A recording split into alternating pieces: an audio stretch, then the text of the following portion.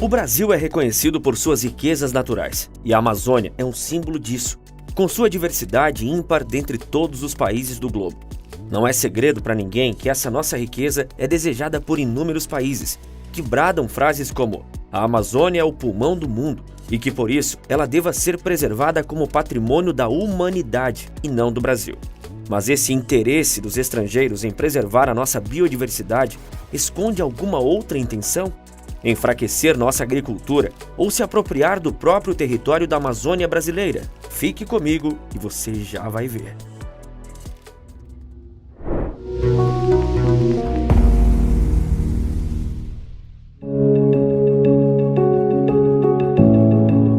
Antes de construir qualquer argumento nesse vídeo, eu preciso te esclarecer uma coisa. Desmistificar uma mentira que foi contada tantas vezes, que para muita gente se tornou uma verdade inquestionável. Não, a Amazônia não é o pulmão do mundo. Primeiro, porque é preciso ter pouco conhecimento em biologia para dizer isso. O pulmão não libera oxigênio durante o processo de respiração. Pelo contrário, ele retira oxigênio e libera CO2. O pulmão não filtra o ar, não faz fotossíntese. Então, essa comparação não tem sentido nenhum. Segundo, porque mesmo que a função do pulmão fosse liberar oxigênio, a Amazônia também não é a maior responsável por isso. Ainda que possua mais de 13 mil espécies de plantas e uma quantidade surreal de árvores, retirando todo ano 2 bilhões de toneladas de gás carbônico da atmosfera.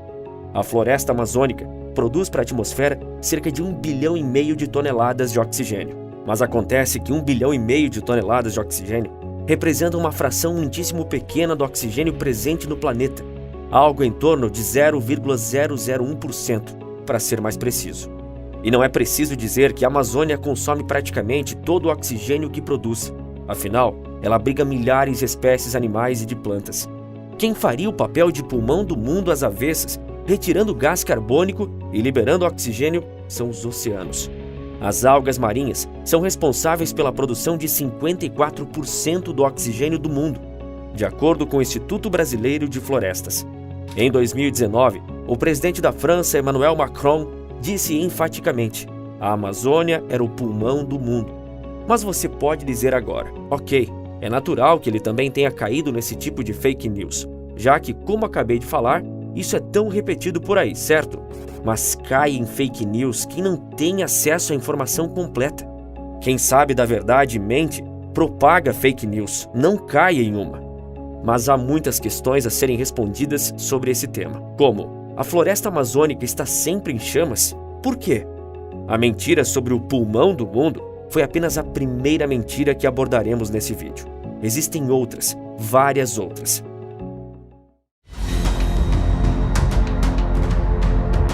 Quantas vezes você já ouviu que uma área correspondente a não sei quantos campos de futebol está queimando na Amazônia?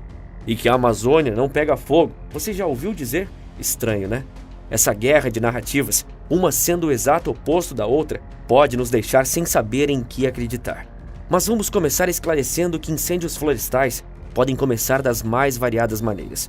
E muitas delas são naturais, através de processos e reações químicas da própria vegetação. E que existem também as queimadas florestais, que na realidade acontecem em áreas rurais dentro da floresta. É de conhecimento comum que áreas da floresta amazônica se tornaram, há décadas, campos para agricultura de subsistência. Mas a Embrapa, Empresa Brasileira de Pesquisa Agropecuária, uma das empresas públicas mais eficientes e conceituadas do país, atribui as queimadas a pequenos produtores rurais já estabelecidos na região. Seriam pessoas que não contam com tecnologias mais modernas para o preparo de terrenos utilizados em pastagens e lavouras, e usam essa técnica de queimada para preparar o solo para a próxima safra. Ao cruzar dados do Instituto Nacional de Pesquisas Espaciais, o INPE, com as informações do Cadastro Ambiental Rural, os analistas da Embrapa Territorial apontam que no primeiro semestre de 2019 foram identificadas 76.016 queimadas em áreas de desmatamento já consolidado na Amazônia. Os técnicos ressaltam que esses locais desenvolvem atividades agropecuárias há anos, dezenas de anos e até séculos. Arredondando, 90% das queimadas detectadas em 2019 ocorreram em locais já desmatados e estão associadas ao uso do fogo na agropecuária por produtores pouco tecnificados, diz o documento. Ou seja, Notícias como esta, que apontam que é o agronegócio responsável pelas queimadas, são falsas. São elas que causam toda essa confusão na percepção dos brasileiros quanto ao que é verdade e o que é narrativa. Mas agora, vamos analisar alguns números. A Amazônia Legal apresenta uma área de 5.015.067,86 km². Uma pesquisa foi feita por cientistas do CEMADEM, que é o Centro Nacional de Monitoramento e Alertas de Desastres Naturais, em parceria com instituições nacionais e internacionais, e foi publicada em 20 de dezembro de 2022, na revista Fire. Essa pesquisa analisou dados de satélite das áreas queimadas de 2003 a 2019, em uma nova fronteira do desmatamento, no sudoeste do Amazonas. Após o cruzamento dos dados, os cientistas divulgaram que a área anual afetada pelo fogo no local variou a partir de 33 km² e atingiu o pico de 681 km² em 2019. Isto corresponde a 1,35 vezes e elevado a -4. É uma porção ínfima da floresta. O que eu quero dizer com isso é que não devemos nos importar com as queimadas na Amazônia? Que nada deve ser feito para conscientizar a população local e punir quem pratica queimadas criminosas? Não, não é nada disso. Mas há de se ter noção de proporções.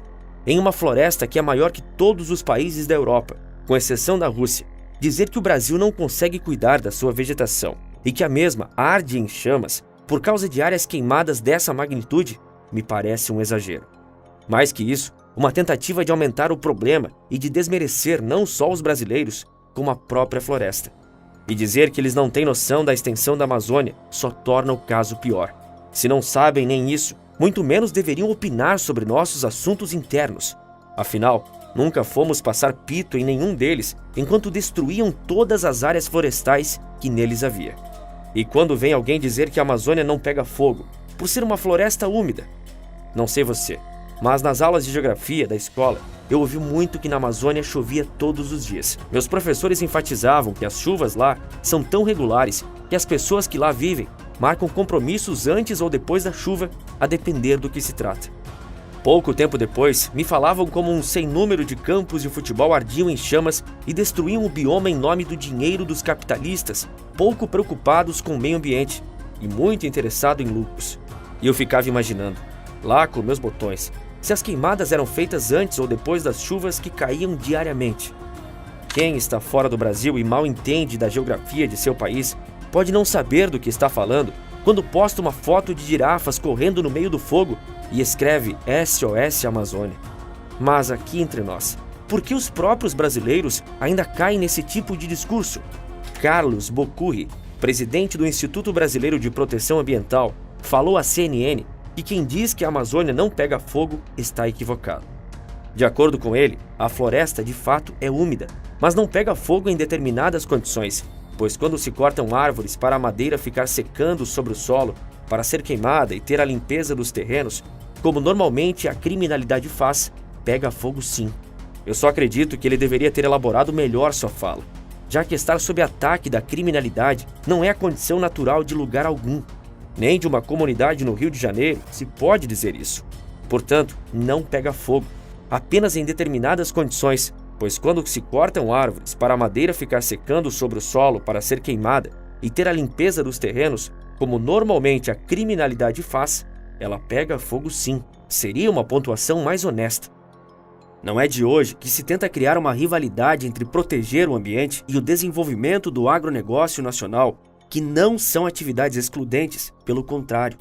Elas podem conviver harmonicamente, como você verá até o final do vídeo. Mas não são só as queimadas que destroem a vegetação nativa brasileira. E nem todo o desmatamento é por conta de uma ação direta do ser humano. As duas afirmações passam muito longe de serem verdadeiras. Até mesmo chuvas intensas com seus ventos fortes contribuem para o desmatamento. É isso mesmo que você ouviu. Como a região amazônica tem uma vegetação para lá de rica, é natural que ela sofra o impacto do clima local, já que a floresta tropical está situada numa área equatorial, com temperaturas elevadas e bastante úmida. Lá, pela força das tempestades e chuvas frequentes, certas vegetações são destruídas naturalmente, num processo que faz parte do ciclo da natureza. Um ciclo que se retroalimenta, porque a vegetação não é um fator para a ocorrência de chuvas. Novamente, Voltemos para nossos livros de geografia do colégio. A cobertura vegetal nativa de uma determinada região está diretamente ligada às características do clima que abrange o espaço. Dessa forma, algumas espécies vegetais conseguem desenvolver melhor em condições climáticas de característica úmida, ao contrário de outras que se adaptam a condições mais secas. Não é que não exista uma relação entre a vegetação e o clima. As florestas e demais formas de plantas ajudam a absorver o calor proveniente da radiação solar, amenizando o aquecimento. É o que alguns chamam, no caso da Amazônia, de evapotranspiração, como se a floresta aumentasse a umidade do ar e provocasse mais precipitações. As chuvas mantêm a vegetação úmida, e isso causa a ocorrência de mais chuvas. Tudo isso é esquecido quando se trata de Amazônia. Aliás, uma conversa sobre clima hoje em dia requer um grande esforço para se esquecer do que é a ciência mais básica. Mas essas falas absurdas, geralmente importadas da Europa, como a de que a Amazônia é responsável pelo equilíbrio climático do planeta, ganharam muito espaço entre as pessoas mais impressionáveis, mais influenciáveis. Quase ninguém mais questiona se você disser que se mover a Amazônia para a Polônia, lá o clima será de chuvas regulares. A crença de que a vegetação é a causa do clima tomou conta de grande parte da sociedade que se sente preparada para discutir climatologia em nome da ciência. Eu considero um tanto improvável que os europeus tenham uma mínima noção da vastidão geográfica brasileira, com todas as suas peculiaridades, por mais que eles se considerem sabedores de tudo que é bom para a gente.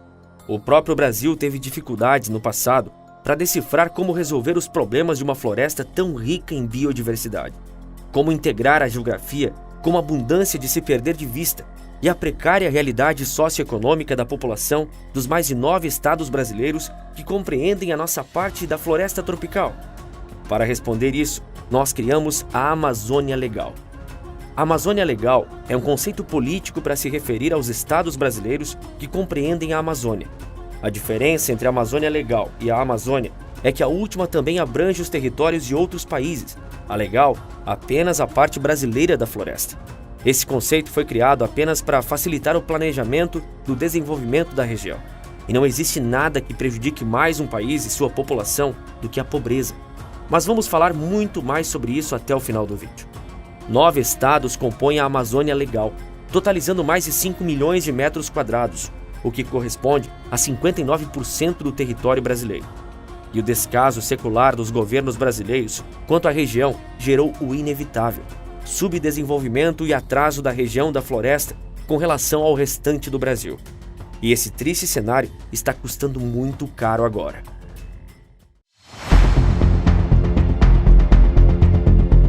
Existe um único fato claro e objetivo nesse tema que é complexo e cheio de nuances. É dever do Brasil, e somente do Brasil, preservar suas florestas. Preservar em toda a sua abrangência e especialmente em toda a sua vida. E quando eu falo dessa vida, eu não me refiro nem à fauna, nem à flora, mas às pessoas, aos seres humanos, pessoas que lá habitam, os brasileiros que vivem lá. Eles que, além de também serem parte da floresta, têm uma razão de existir em si mesmos. Preservar o meio ambiente é uma tarefa de enorme importância que cabe a cada um de nós. Só que mais importante que isso é defender as vidas das pessoas que moram nesse ambiente. E não só isso, dar dignidade e qualidade a estas vidas. Uma coisa não pode excluir a outra. O ideal é que elas andem de mãos dadas. E a bem da verdade, isso nunca aconteceu. O Brasil nunca abraçou a floresta como parte viva do seu dia a dia. A nós, a Amazônia sempre pareceu um país à parte. Aliás, comentem aqui comigo, quantos de vocês conhecem outros países, mas nunca foram à floresta? Quantos já foram a lugares com língua, moedas diferentes, mas nunca viram o rio Amazonas? Isso se deve à completa falta de integração amazônica com o resto do país, como se fosse uma região à parte. A Amazônia conta com 8 habitantes por quilômetro quadrado. Para efeito comparativo, Hong Kong, uma pequena região da China, tem 8.000 habitantes por quilômetro quadrado. E a primeira regra para conquistar uma região é ocupá-la, já dizia Sun Tzu. Mas ao invés de promover a ocupação e o desenvolvimento regional, criando um senso de integração da Amazônia com o restante do Brasil, nossos governos cometeram um erro que já está custando muito caro, como você verá daqui a pouco. Mas sim, é verdade que isso começou a mudar, e consequentemente com o Sudeste e Sul.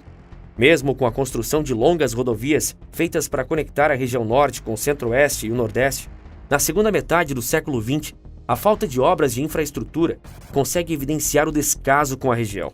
Podemos observar isso pela BR-230, popularmente conhecida como Rodovia Transamazônica. Com mais de 4.000 quilômetros de extensão, ela serve para conectar o extremo oeste do norte com o extremo leste nordestino. E apesar de ser a terceira rodovia mais extensa do Brasil, ela é tratada como se fosse uma estradinha qualquer. As imagens de caminhões e carretas atolados em lamaçais na Transamazônica já tornaram essa BR famosa pela péssima pavimentação, ou pior, pela ausência de pavimentação. E os problemas não param por aí. Afinal, a infraestrutura energética dos estados, que cobrem grande parte da área amazônica, também sofrem com problemas de grandes quedas de eletricidade. Grandes mesmo. Como o país todo viu em 2020 com o apagão do Amapá, em um dos maiores blackouts de nossa história, quando mais de 800 mil pessoas no estado ficaram sem energia elétrica por 22 dias. E o que alguém faz hoje em dia sem eletricidade? Como qualquer lugar se desenvolve sem energia e transporte? A resposta nós sabemos muito bem. E seria muita ingenuidade imaginar que isso não seja proposital. Que em 500 anos, o Brasil conseguiu sediar 2 Copas Mundiais, uma Olimpíada, mas não consegue ligar o norte ao sul do país? Governos e outras instituições, que já abordaremos, impedem que amazonenses se desenvolvam e prosperem. Deseja um emprego ou quer empreender e mora na Amazônia? É bem provável que os defensores do meio ambiente te digam, num tom quase patriarcal, que você trabalhe com algo que eles chamem de sustentável. E sustentável, para esses ambientalistas, é se tornar um coletor de materiais silvestres, como castanha ou látex, por anos a fio. Como prosperar assim? Como acabar com a pobreza assim? Com alguém que vive de dinheiro público ditando com o que você deve ou não trabalhar? A liberdade é o único caminho para a prosperidade. E a prosperidade é o caminho para o fim da necessidade de depredação do ambiente, para a preservação dele. Afinal, por que alguém destruiria o que lhe dá sustento? E uma população pobre, em baixa densidade, mais a ausência de integração dos amazonenses ao restante do Brasil, resultam da ausência total do Estado naquela região. Como disse Sun Tzu, para se conquistar uma terra é preciso ocupá-la. Se o Estado brasileiro não está fazendo isso, alguém certamente está. O Brasil está perdendo a Amazônia.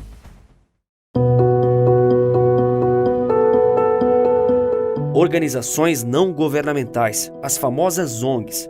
Existem ONGs com os mais diversos propósitos em cada canto do planeta Terra. Na Amazônia, são mais de 15 mil. Elas podem ser associações, cooperativas, institutos, mas os tipos mais comuns na floresta amazônica são as que não têm nenhuma simpatia pela nação brasileira e pouco se importam com os nossos interesses. São majoritariamente estrangeiras, em especial da Europa. O continente que mais se mostra preocupado com o meio ambiente, por mais que tenha destruído o seu. Mas será mesmo que essas ONGs só querem preservar o meio ambiente? Não é de hoje que existem suspeitas quanto à atuação e o propósito dessas organizações. A partir dos anos 1990, com a Conferência Rio 92 e com a bandeira ambientalista crescendo pelo mundo, diversas entidades transnacionais, civis e governamentais passaram a ter a Amazônia como alvo de suas campanhas e projetos, e também influenciam grande parte da opinião pública sobre a região até hoje. Coincidentemente, foi o mesmo período em que a nossa indústria agrícola começou a incomodar os produtores internacionais, sobretudo os europeus. Em 2008, quando o movimento ambientalista estava ganhando gradativamente mais força e espaço junto à mídia, integrantes do alto escalão do governo brasileiro fizeram críticas às ONGs. Entre essas críticas, havia inclusive denúncias de ataque à soberania nacional. O governo as acusou de esconderem seu propósito, tendo relações diretas com biopirataria e tentando influenciar à sua maneira a cultura indígena. Dessa forma, elas se apropriaram discretamente de territórios na floresta, de territórios brasileiros. E com as ONGs dominando mais e mais parte do território brasileiro, a Amazônia está passando por um grave problema que pouca gente parece enxergar: sua internacionalização. No passar da última década, ONGs estrangeiras se viram no centro de grandes polêmicas, o que gerou até mesmo a promulgação de um marco regulatório em 2014 para deixar mais claro as prestações de contas dessas entidades. Até porque, de onde vem o dinheiro, vem a ordem. E em 2019, o Ministério do Meio Ambiente cortou vários recursos milionários para diversas organizações não governamentais. Talvez você se lembre, mas naquele mesmo ano as acusações de desmatamento e incêndios florestais na Amazônia se multiplicaram. De repente, o mundo inteiro estava prestando atenção nisso. E foi nessa ocasião, numa grande crise da imagem brasileira, com sinais de ter sido muito bem orquestrada, que o presidente francês Emmanuel Macron fez a citação que desmentimos bem no início desse vídeo: a Amazônia é o pulmão do mundo. A essa mentira se somaram muitas outras, com o intuito de fabricar uma imagem de que o país não preserva seu ecossistema. O mundo todo se pôs contra o Brasil, contando com a motivação das ONGs, que sempre atuaram em solo brasileiro, mas nunca tiveram um mínimo de conexão com o nosso povo, nossas raízes, nossa cultura. Com países do outro lado do oceano, querendo nos dizer se protegemos ou não nossas florestas e que nossa única obrigação é preservá-las intactas, o novo governo que assume o Brasil acolhe e incentiva essas ONGs. Assim, elas continuam, ano após ano, recebendo maciços aportes financeiros do governo federal, estadual e de entidades internacionais, e cada vez mais fortes.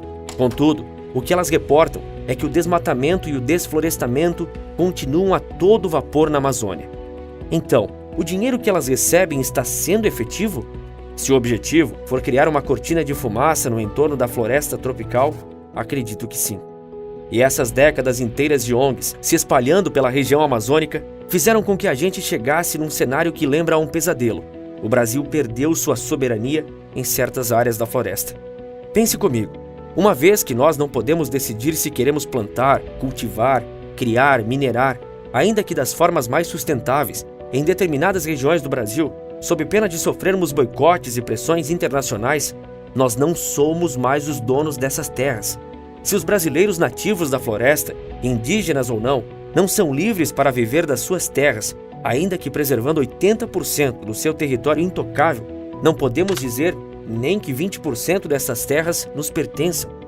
Se o governo brasileiro, o regente do próprio país, não é capaz de organizar a infraestrutura local e alterar a legislação ambiental conforme deseja, com medo de represálias de países estrangeiros, a soberania já está perdida.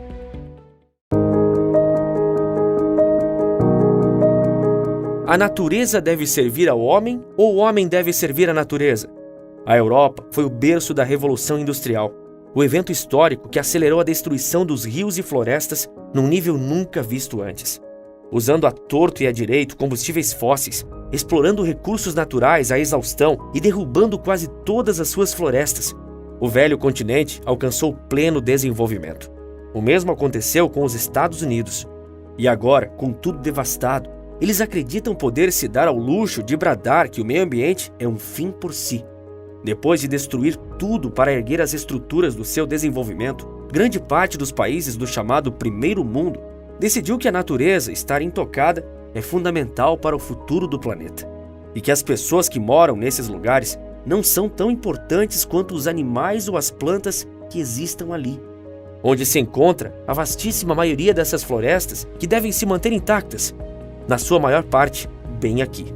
Uma boa analogia seria a seguinte: você e mais algumas dezenas de pessoas recebem um terreno grande, dividem entre si de forma aleatória, cada um pega a sua parte e vai viver de acordo com as suas regras.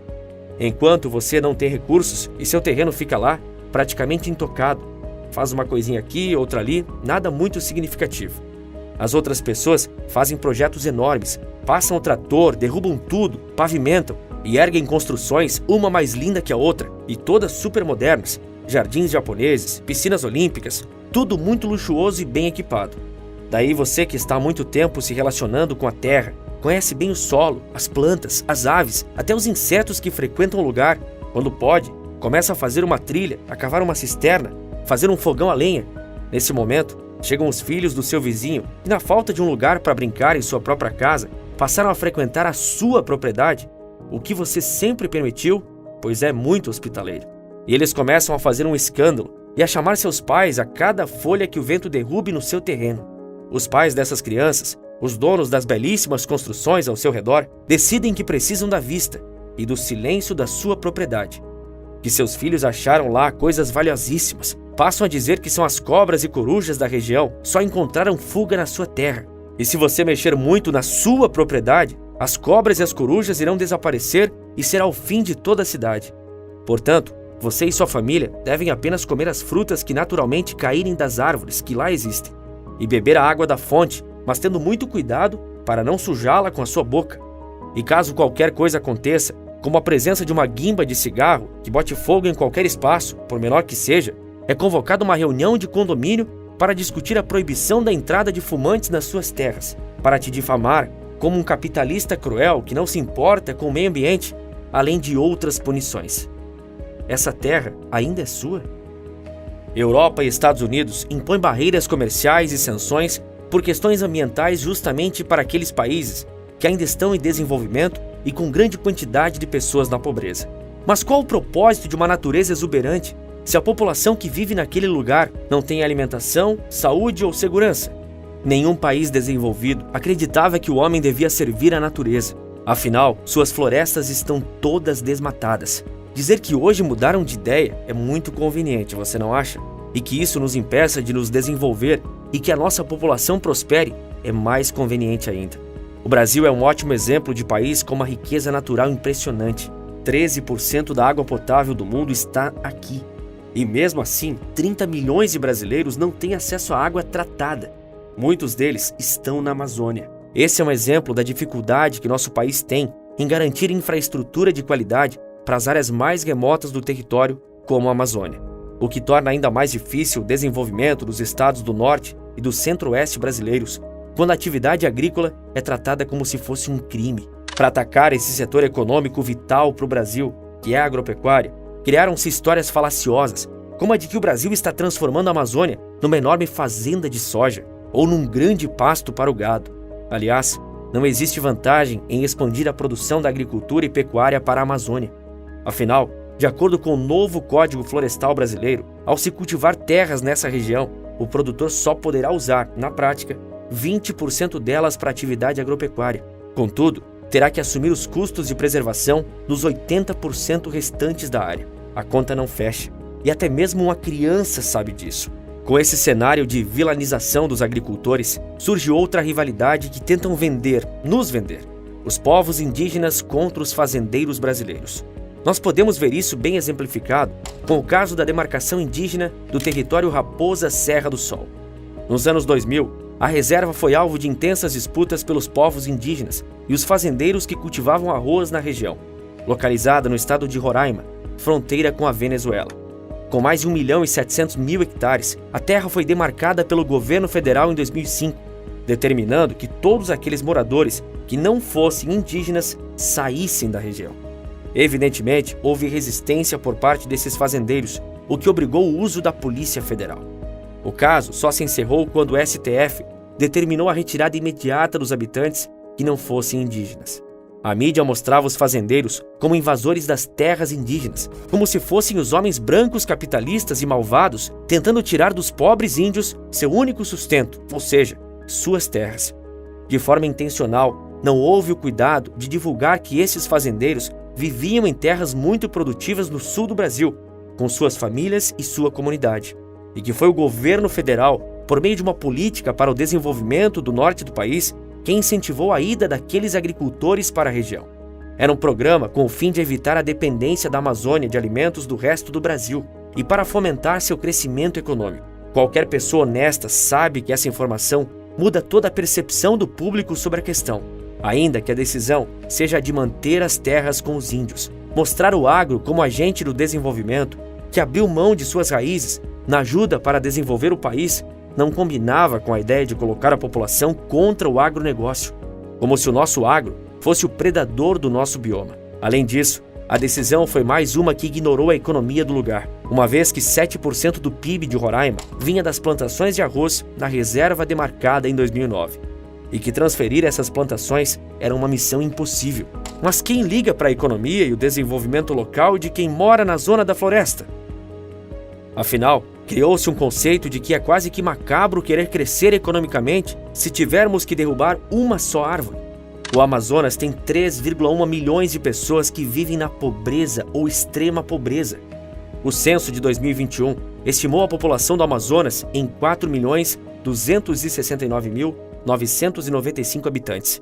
Aplicada a taxa, existem 610,6 mil pessoas no estado vivendo em extrema pobreza. O estudo aponta ainda que nos últimos 10 anos, o rendimento médio do trabalho principal dos empregados no estado foi o que apresentou maior queda no Brasil.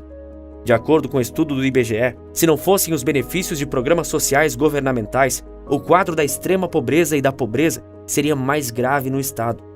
Os extremamente pobres alcançariam 21,5% da população em 2021. Já os pobres chegariam a 54,5%, ou seja, mais da metade da população. Na Amazônia, 51% das crianças entre 0 e 5 anos estão matriculadas na educação infantil, contra 66% no restante do país.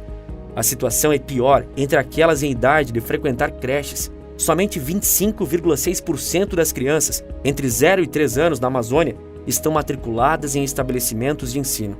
Tirando as geleiras, 1/5 da água doce do mundo está na Amazônia. No entanto, boa parte da população dessa região bebe água contaminada dos rios. 9 cidades localizadas na Amazônia Legal estão entre as 20 piores do Brasil em fornecimento de água, coleta e tratamento de esgoto. A população convive com montanhas de lixo. Os rios transbordam, trazendo dejetos para as portas das casas. A Amazônia Legal, que reúne os 9 estados que são cobertos pelo bioma, tem taxa de violência letal 38% maior do que a média do restante do Brasil, e que 13 das 30 cidades mais violentas do país estão na região. O tráfico de drogas assumiu a liderança do crime na região. O bandido não é necessariamente o dono do garimpo ou da área de desmatamento, mas é aquele que garante a segurança dessas práticas. O traficante de drogas, além de tudo, tem parte do negócio de exploração da ilegalidade e trabalha como se fosse um síndico. Ele administra a economia do crime, que tem várias origens e vários donos, e mata cada dia mais. Mas quem se importa com isso? Enquanto o peixe-boi, o gato maracajá e a onça-pintada estiverem sob risco de extinção, não há tempo para se ocupar com pessoas. Agora, você quer descobrir como que eu fiz para produzir esse vídeo que acabamos de assistir e como criei um negócio altamente lucrativo a partir disso? Eu deixei uma aula rápida e gratuita no primeiro link da descrição, ensinando como qualquer pessoa pode fazer o mesmo. Sim, gratuita. Assiste lá e aproveita também para seguir a gente no Instagram. Eu tô começando um conteúdo diferenciado por lá e se eu fosse você, não perderia tempo em ver. @maestria nos negócios. Quer saber como a Europa está afundando em crise energética e tendo que queimar carvão para se aquecer no inverno? Então clique no vídeo aparecendo agora na sua tela que eu te explico. Por esse vídeo é isso. Um forte abraço e bons negócios!